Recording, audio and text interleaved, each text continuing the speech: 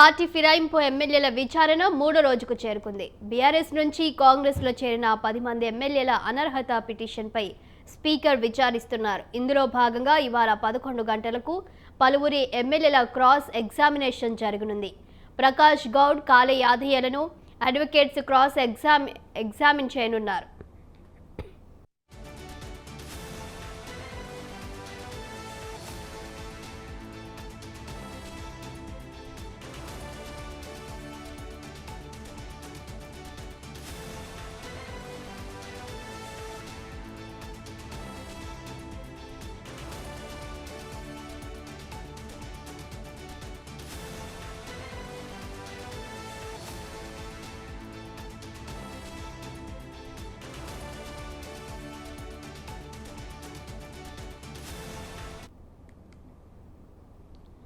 Party ఫిరాయింపు ఎమ్మెల్యేల విచారణ మూడో రోజుకు చేరుకుంది. బీఆర్ఎస్ నుంచి కాంగ్రెస్లో చేరిన 10 మంది ఎమ్మెల్యేల అనర్హత పిటిషన్పై స్పీకర్ విచారిస్తున్నారు.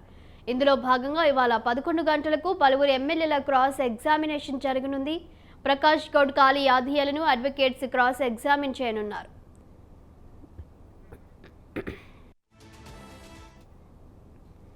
ఇక దీనిపై మరింత సమాచారం మా కరెస్పాండెంట్ సవిన్ అందిస్తారు. సవిన్,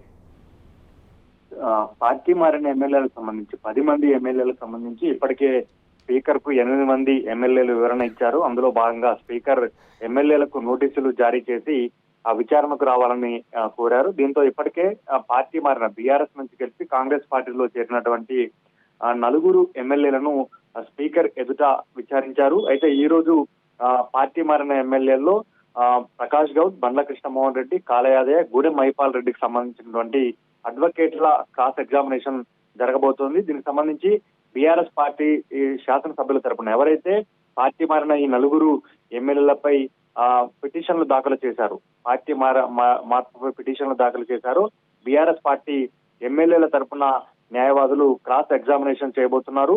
ఉదయం నుంచి సాయంత్రం వరకు ఈ క్రాస్ ఎగ్జామినేషన్ ప్రక్రియ కొనసాగనున్నది.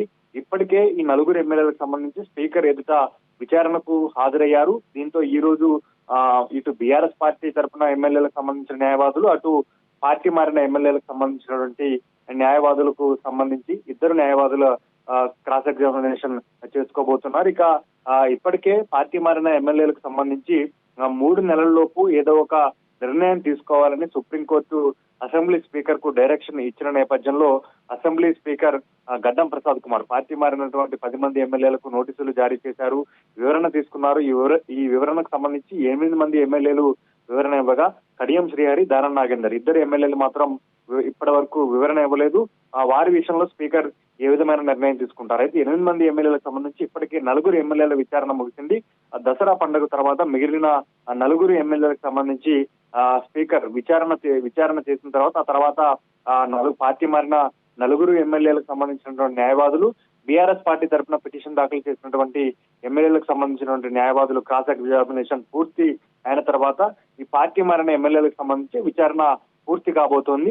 ఆ తర్వాత 2 ఎమ్మెల్యేలపై స్పీకర్ కు సంబంధించి వారు విచారణకు హాజరవుతారా లేదా అనే సందిగ్ధత కొనసాగుతుంది. కాబట్టి స్పీకర్ విచక్షణ మేరకు స్పీకర్ ఎట్లాంటి నిర్ణయం తీసుకుంటారు, సుప్రీంకోర్టుకు ఆ 2 ఎమ్మెల్యేలతో పాటు కలిపి ఈ 8 మంది ఎమ్మెల్యేలు మొత్తంగా 10 మంది ఎమ్మెల్యేలపై సుప్రీంకోర్టుకు ఎట్లాంటి రిపోర్ట్ ఇస్తారనేది కీలకంగా మారిందని చెప్పుకోవచ్చు. ఎందుకంటే సుప్రీంకోర్టు కాలపరిమితి విధిస్తూ 3 నెలల్లోపు ఏదో ఒక నిర్ణయం తీసుకోవాలంటూ స్పీకర్ కి చెప్పింది. కాబట్టి ఆ స్పీకరే ఈ విషయంలో ఏ నిర్ణయమైనా తీసుకోవాలి. ఇటు ఎమ్మెల్యేలపై అనర్హత వేటు వేసినా స్పీకర్ నిర్ణయం తీసుకోవాల్సి ఉంటుంది.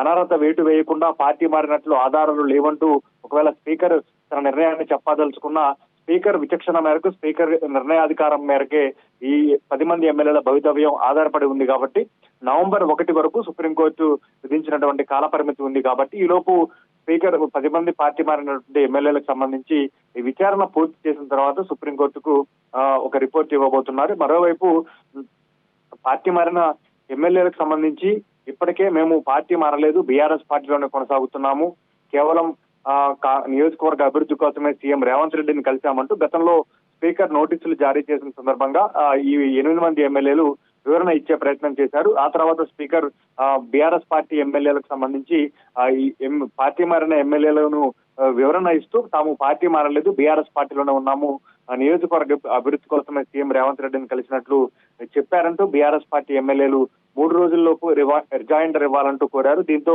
బీఆర్ఎస్ పార్టీ ఎమ్మెల్యేలు అసెంబ్లీ సెక్రటరీకి రిజైండర్ ఇచ్చారు. ఆ తర్వాత అఫిడవిట్ రూపంలో బీఆర్ఎస్ పార్టీ ఎమ్మెల్యేలు, పార్టీ మారిన ఎమ్మెల్యేలపై అఫిడవిట్ ఇవ్వాలంటూ తెలపగా మరోసారి బీఆర్ఎస్ ఎమ్మెల్యేలు అఫిడవిట్ ఇచ్చారు. దీంతో దసరా పండుగ తర్వాత మరోసారి 4 ఎమ్మెల్యేలను విచారించిన తర్వాత ఆ న్యాయవాదుల క్రాస్ ఎగ్జామినేషన్ పూర్తయిన తర్వాత నవంబర్ 1 లోపు ఈ సుప్రీంకోర్టు కాల పరిమితి విధించిన లోపు ఎమ్మెల్యేల విచారణ పూర్తి చేయాలని స్పీకర్ భావిస్తున్నారు. ఎందుకంటే అక్టోబర్ 6వ తేదీ నుంచి 23వ తేదీ వరకు స్పీకర్ విదేశీ పర్యటనకు వెళ్తున్నారు కాబట్టి అక్టోబర్ 6వ తేదీ లోగానే పార్టీ మారిన ఎమ్మెల్యేలకు సంబంధించి విచారణ పూర్తి చేసే విధంగా స్పీకర్ అడుగులు వేస్తున్నారని చెప్పుకోవచ్చు. చూస్తే ఇప్పుడు ఈ 4 సీక్రెట్ విచారణ జరుగుతుంది, మరి మిగతా 6 విచారణ జరుగుతుందా? అలాగే మరి ఎమ్మెల్యేలు అంటే వాళ్ళు రాజీనామా చేయడానికి కూడా సిద్ధమేనా? అంటే ఎమ్మెల్యేలు రాజీనామా చేస్తారా లేదా అనేది వారి నిర్ణయం తీసుకునే దాన్ని బట్టి ఉంటుంది. పార్టీ కాంగ్రెస్ పార్టీ కావచ్చు, పిసిసి కావచ్చు, ఎట్లా ఏం చెప్తారనేది కీలకంగా మారింది.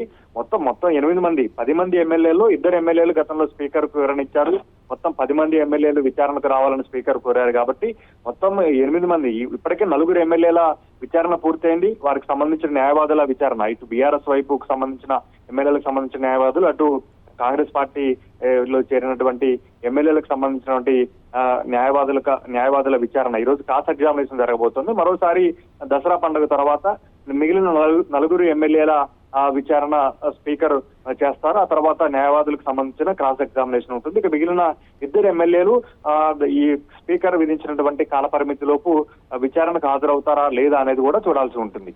అయితే సవిన్, ఇప్పుడు పార్టీ ఫిరాయించిన ఎమ్మెల్యేలు ఏం చెబుతున్నారంటే బీఆర్ఎస్ పార్టీలోనే ఉన్నాము అని చెప్తున్నారు. మరి వీళ్ళు బీఆర్ఎస్ పార్టీకి సంబంధించిన మరి ప్రోగ్రామ్స్లలో పాల్గొన్నట్లు ఏమైనా తెలుస్తుందా? మరి బీఆర్ఎస్ నుంచి నేతలు ఏమంటున్నారు? లేదంటే కాంగ్రెస్లో ఉన్నట్టు తెలుస్తుందా?